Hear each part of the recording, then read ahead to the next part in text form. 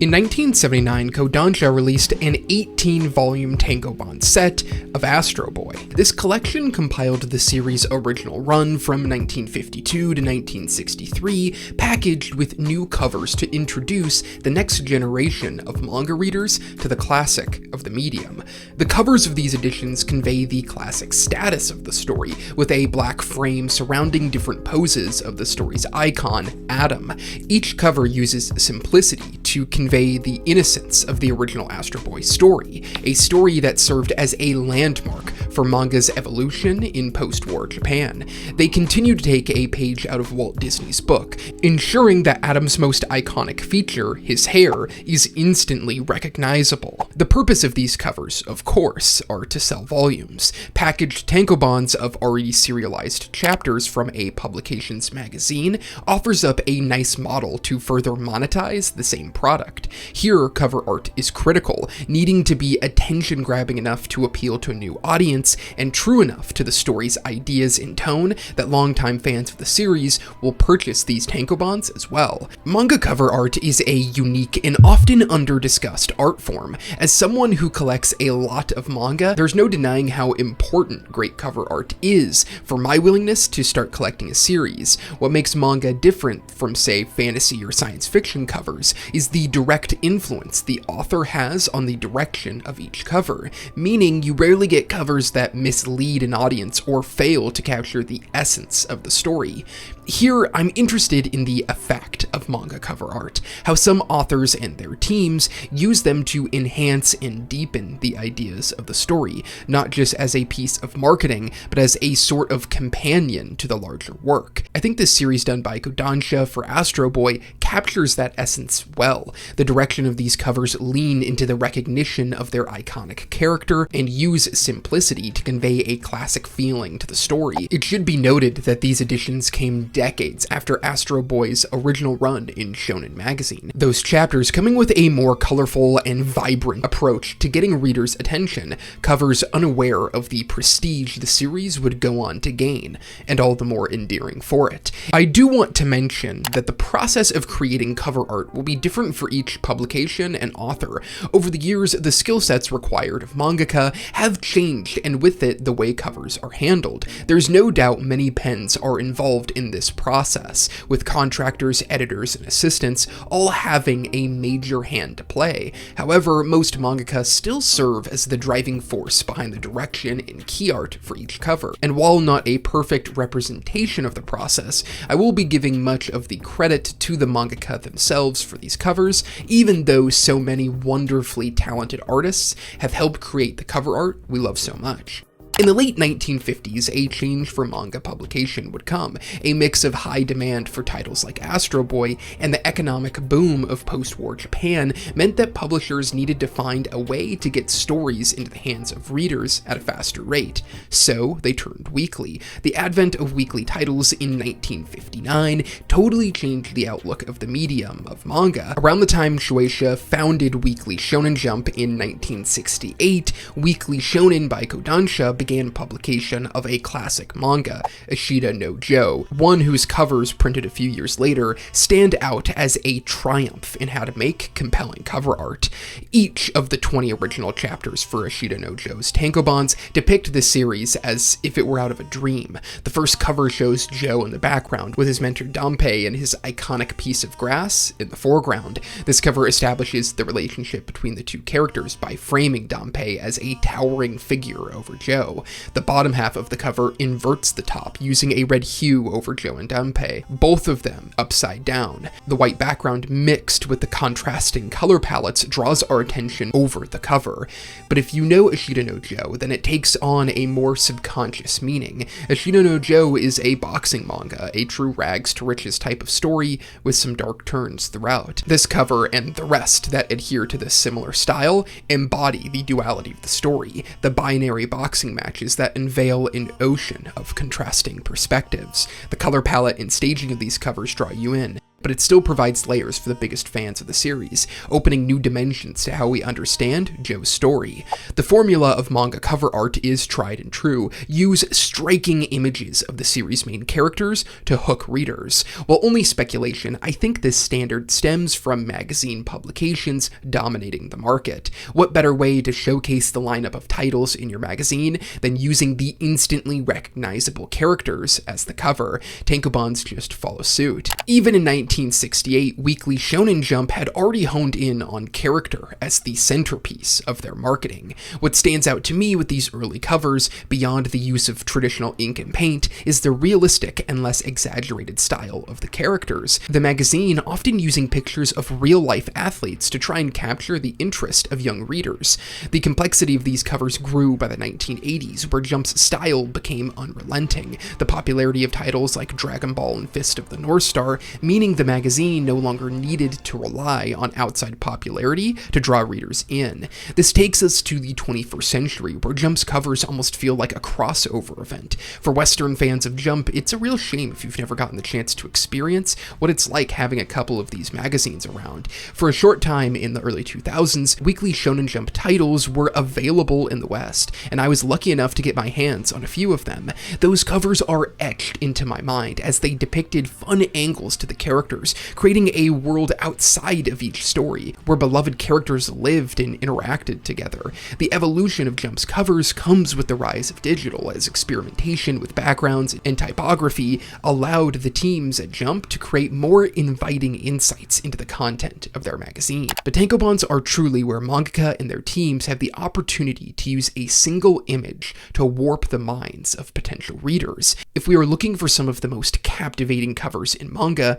then we have to look no further than Kentaro Miura's Berserk. Miura took a minimalistic approach to Berserk's early covers, placing an emphasis on guts and his intense expressions. These covers do a great job at portraying the isolation and rage of guts, but Miura's later work would better capture the nuanced tone of Berserk. That shift comes in Volume 9. Gone are the white backgrounds, now each piece of cover art conveying a range of complexity by depicting guts within Berserk's fantastical world. Over the years, Miura would move to a more polished style, all of which helped add layers to the perception of Guts and Griffith. Just look at the difference from Volume 1 to Volume 17. The first shows a man possessed, seemingly to live a life of war, removed from any other context. 17 is the same character, only in name. Here, one drawing overflowing with the weight of the trauma Guts has experienced, and the growth of him as a person. Berserk's cover art always tells a story, like when you see the dueling sides of Guts and Griffith shown brilliantly through the contrast of volumes 28 and 34, where each is shrouded in armor, a tool to be used, then their more personal side appearing in volumes 31 and 33. These covers give us more insight into the relationship between these former friends turned greatest enemies. My favorite example of modern manga covers that create a sense of awe with a single glance has to be the works of Sui Ishida. Just like Miura with Berserk, Ishida's covers start off simplistic, utilizing blank backgrounds to hone in on a specific message. That message for early Berserk was guts. For Tokyo Ghoul, it's more varied. Maybe my favorite cover in all of manga is Tokyo Ghoul Volume 3, simplistic in design yet profound in the feeling it creates, a depiction of Hinami's sadness and the struggle of living on one side of a strictly binary world. You don't need to have any context for the story to feel the overwhelming sense of sadness from this girl. As Tokyo Ghoul's story shifts, so does the style of the covers. Gone is the high contrast, now replaced with full-blown imagery of pain, suffering, and change. The covers of Tokyo Ghoul and Tokyo Ghoul Re capture the psychological darkness its characters go through. Choujin X, Ashida's currently serializing manga, elevates this style. These covers add a sense of realism to the characters. Utilizing sharp and detailed line work, Ashita paints literal portraits of his characters. Each image relies on shock and surrealism. Mixed together, it highlights the body distortion that is such a prevalent theme of the story. Ashida's covers in Tokyo Ghoul were filled with raw emotion. For Choujin X, it takes on a more personal window into the characters. All of Ashida's covers strike the reader with a sense of darkness that runs rampant through through both of his stories. The best manga covers become synonymous with their series. Look at some of the iconic covers that came from the big three. Since the start, Oda did a great job at creating scenes on his covers, taking a similar approach to Jump's philosophy of having multiple characters appear at a time, fitting for a story that would reach well over 100 volumes with over 1,000 named characters, each cover capturing the vibrance and humor of manga's Juggernaut series. Kishimoto in the covers of Naruto conveys similar feelings of the shonen brand, albeit with a slightly more intense twist. Naruto was the first tankobons I ever owned, and if you don't think these covers stirred reaction within those who laid eyes on them for the first time, then you should ask my 6th grade English teacher to speak of the horror she felt when I showed her the cover of volume 40. Her shock was so apparent, she actually caved and let me write my essay about Naruto for the class. With Bleach's covers, Kubo consistently focused on 1 or 2 characters with white backgrounds, fitting for a story that would embody the same focus on person over location throughout. I love these covers, and the early ones drip with early 2000s style, but by the end, Kubo really shines, using colors and silhouette to brilliant effect. I think I've spent enough time beating the drum for shonen storytelling, but of course there are so many other great covers for other demographics. Nana, one of my favorite shoujo manga, does a great job at placing readers into a scene. The covers depict dates between our main characters, their trip to the cinema or karaoke, the first 2 covers perfectly speaking to each other. Nana sitting in a room alone, the color palette muted. Covers flow off the page in volume 2 as our main characters are introduced. Nana's covers take those who have never read the story into the relationship between its main characters. I also love the style of Noragami's covers, which utilize strong colored backgrounds with water paintings, resulting in a fun rainbow set of a collection. It pays off quite well, I think, in volume 24, showing the advancement of the story while still holding on to the beauty and design of early covers. Children of Whales uses a bleeding style of coloring that expresses a fairy tale-esque story. Land of the Lustrous has the opposite evolution of most popular manga, starting out with some complex compositions, but as the story moves forward, leaning into simplicity to get its message across. I love the covers of Happiness and how through scratchy pencil work you are transported to a world of the supernatural, while desperately wondering how the characters themselves end up in that kind of situation. In the mood of unsettling imagery, Blood on the Tracks volume covers are so unnerving that Super Eyepatch Wolf could have just used them to show his audience how much the story will break you. A great manga cover has the chance to add new layers to the story while giving the mangaka and their team the opportunity to pioneer new styles and change the complexion of a series. I do think the quality of these covers and the feelings they bring, especially when created as a collection, plays a significant role into why manga sales have exploded over the last couple years. Collecting physical media is important and has real effects on the readers. I do think the experience of reading a manga is changed by having the physical media. The story lives in your home, the various covers, leaving an imprint on your mind with every glance you give them. This artwork sits on your coffee table or couch, impacting your thoughts on the story as you walk by.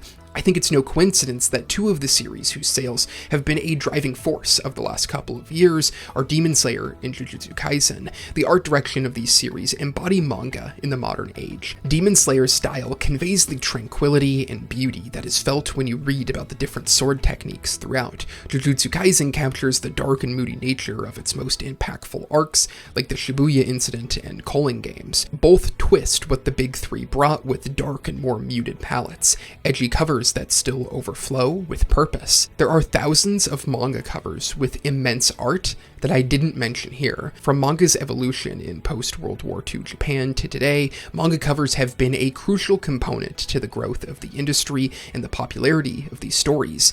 In popular media, I will always look to the artist who pushed the boundaries of what is expected and produce meaningful work. I think manga covers embody the artistic level of the medium, inviting readers into the emotions and feelings of the rich stories we love so much. So, if you're anything like me, next time you find yourself in a bookstore wandering through the manga section, spend some time sifting through the various covers and see what impact they leave on you.